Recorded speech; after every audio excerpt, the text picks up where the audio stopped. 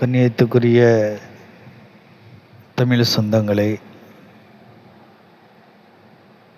என்னுடைய மூன் பிளாஸ் யூடியூப் சேனலின் மூலம் மீண்டும் உங்களை சந்திப்பதில் மிக மகிழ்ச்சி அடைகிறேன். அந்த மன மகிழ்ச்சியை உங்களிடம் பகிர்ந்து கொள்கிறேன்.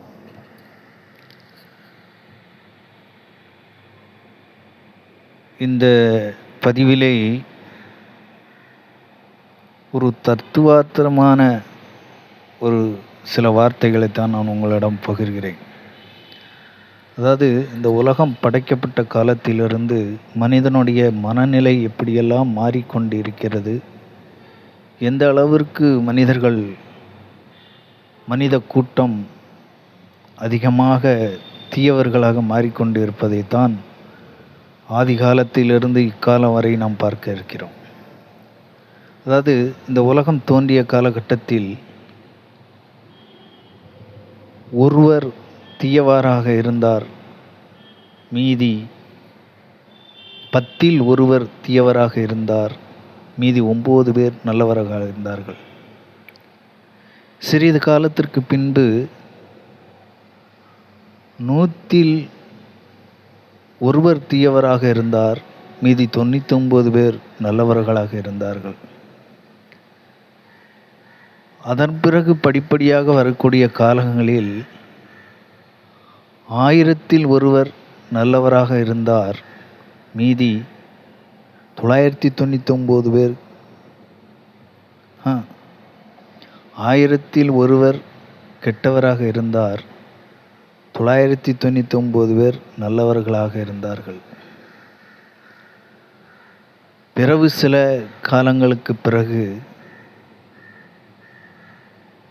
1,00,000 ஒருவர் கெட்டவராக இருந்தார், மீதியுள்ள 90,999 பேர் நல்லவராக இருந்தார்கள். பிறகு சில காலங்களுக்கு பிறகு 1,00,00,000 ஒருவர் கெட்டவராக இருந்தார், மீதி உள்ளவர்கள் நல்லவர்களாக இருந்தார்கள். ஆனால் இன்றைய காலகட்டம் அப்படி தலைகீழாக மாறி 1,00,00,000 ஒருவர் நல்லவர், மீதி உள்ளவர்கள் தீய குணம் படைத்தவர்களாக மாறியிருக்கிறார்கள். இன்றைய காலகட்டம்.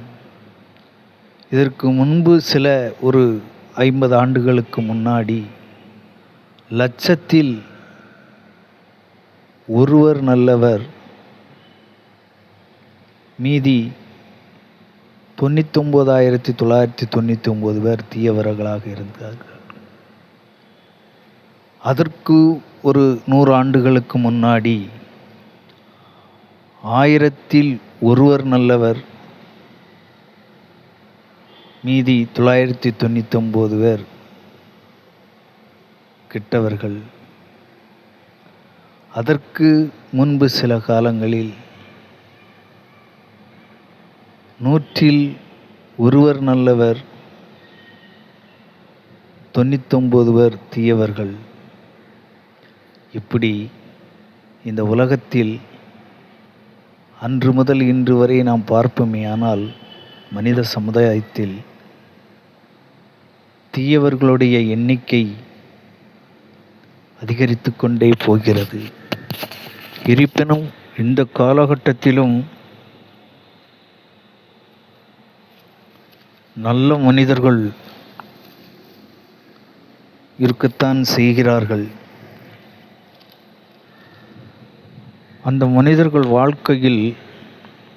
மனித வாழ்க்கையில் 1000 இன்றைக்கு 1,00,00,000 ஒருவர் நல்லவர் இருக்கிறார், இல்லை என்று சொல்வதற்கில்லை. அவர் எப்படிப்பட்டவராக இருப்பார் என்றால், தன்னை படைத்த இறைவனுக்கு முழுமையாக அஞ்சக்கூடியவராகவும், தன்னை படைத்த இறைவனை தவிர வேற எதற்காகவும் யாருக்காகவும் எதற்காகவும் அஞ்சாதவராகவும் தான் அவருடைய வாழ்க்கை நிலை அமைந்திருக்கும். அவர்